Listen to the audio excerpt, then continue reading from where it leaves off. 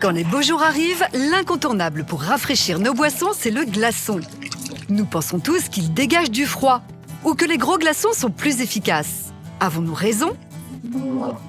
Existe-t-il des astuces pour refroidir une boisson en un temps record? Vous allez découvrir que la physique du glaçon est plus subtile qu'il n'y paraît.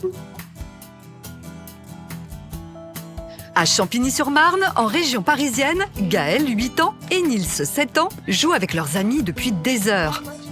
Forcément, ça donne chaud et soif. Moi, j'aime mieux quand c'est bien frais, j'en mets beaucoup. Moi, j'aime pas quand c'est trop froid, donc j'en mets 1 ou 2. On serait tenté de dire que le glaçon étant froid, il dégage logiquement du froid. Mais est-ce bien la réalité? Pour en savoir plus, direction l'IRSTEA en région parisienne. Gaël et Nils sont attendus par Anthony Delahaye, physicien. Bonjour Anthony. Bonjour les garçons. Alors déjà, est-ce que vous savez ce que c'est qu'un glaçon? Un glaçon, c'est de l'eau qui est devenue solide. Exactement, c'est de l'eau qui est devenue solide quand on l'a mis au congélateur. Donc le glaçon que j'ai dans la main là, sa température c'est moins 18 degrés. Quand je vais le mettre dans le verre, sa température va augmenter. Il va passer de moins 18 degrés à 0 degré. Et quand il va faire ça, il va prendre de la chaleur à l'eau liquide qui est autour de lui. Contrairement à ce que l'on pense, le glaçon ne dégage pas réellement de froid. Il absorbe la chaleur autour de lui. Conséquence, le liquide refroidit. Mais ce n'est pas tout. Quand la température du glaçon atteint 0 degré, un autre phénomène se déclenche. Il fond. C'est ce qu'on appelle la fusion, et il dégage alors tout son potentiel. À ce moment-là, il va absorber encore plus de chaleur qu'au début.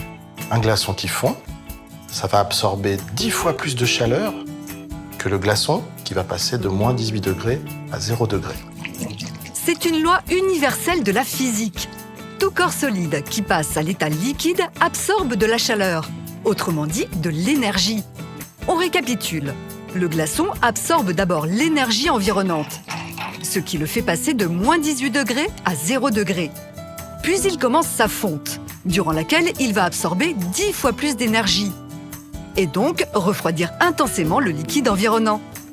Le problème, c'est qu'en fondant, les glaçons diluent nos boissons. Pour éviter cet inconvénient, il existe d'autres objets refroidissants. Tiens, j'ai ce qu'il faut. C'est quoi ça? C'est comme des glaçons?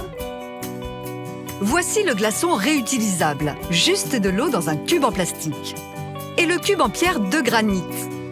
Font-ils le poids face à notre glaçon traditionnel? Pour le vérifier, restons à l'IRSTEA avec cette fois Laurence Fournaison, spécialiste en génie frigorifique. Je vais mettre la pierre de granit à moins 18 dans une eau qui est à 24 degrés. Notre spécialiste fait de même avec le glaçon emballé et le glaçon naturel.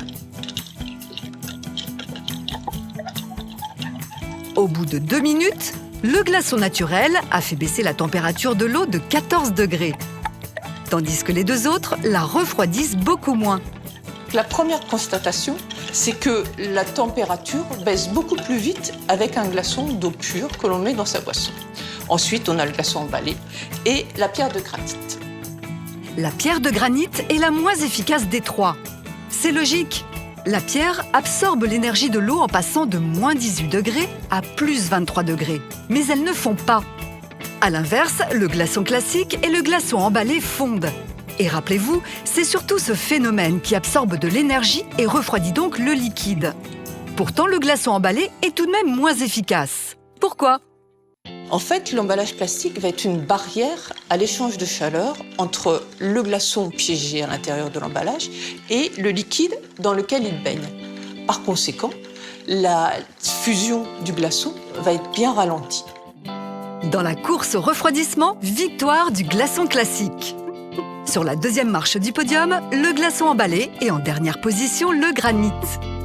En revanche, les glaçons emballés et les cubes de granit ont l'avantage de ne pas diluer la boisson avec l'eau de fonte. Il reste une question que tout le monde se pose. Un gros glaçon ou plusieurs petits? Moi, je prends un super gros pour que ça soit bien frais. Faisons le test et comparons, à masse égale, l'efficacité de glaçons de tailles différentes. 30 secondes plus tard, à gauche, les petits glaçons ont abaissé la température à environ 12 degrés, alors qu'elle est à plus de 15 degrés autour du gros glaçon. Explication. Quand on a beaucoup de petits glaçons, on va avoir une surface totale qui va être bien supérieure à celle d'un seul et unique glaçon. Par conséquent, la température va baisser beaucoup plus vite lorsque ma surface d'échange va être plus grande, donc dans le cas des petits glaçons. Néanmoins, comme on apporte la même quantité d'énergie, vu que la masse est identique, on va aboutir au final à un équilibre à la même température.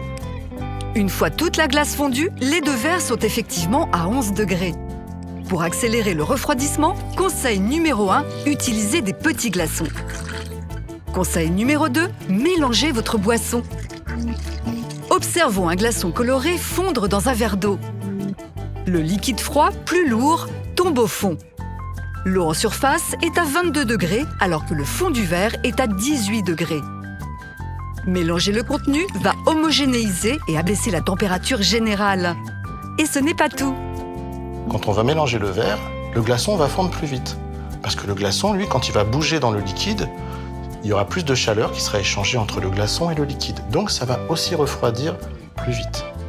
Mais moi, sur internet, j'ai vu une vidéo où vous avez refroidi une canette en moins de 2 minutes. En effet, Nils, cette vidéo incroyable a fait le buzz sur internet. Un ingrédient magique dans de l'eau et de la glace permettrait de refroidir une canette plus vite qu'un congélateur. Cet ingrédient, c'est tout simplement du sel. Quand on met du sel avec de la glace et de l'eau, ce qui se passe, c'est que la glace, elle ne va pas fondre à 0 degré comme tout à l'heure, mais elle va fondre beaucoup plus bas en température. Elle peut aller jusqu'à moins 23 degrés. Rappelez-vous, un glaçon se liquéfie lorsqu'il atteint les 0 degrés. Et c'est lors de sa fonte que le refroidissement est le plus efficace. Quand on ajoute du sel, le glaçon fond beaucoup plus tôt. Voilà pourquoi dans cette vidéo, le refroidissement provoqué par la fonte est quasi immédiat. Attention, il faut pour cela saturer l'eau et les glaçons en sel.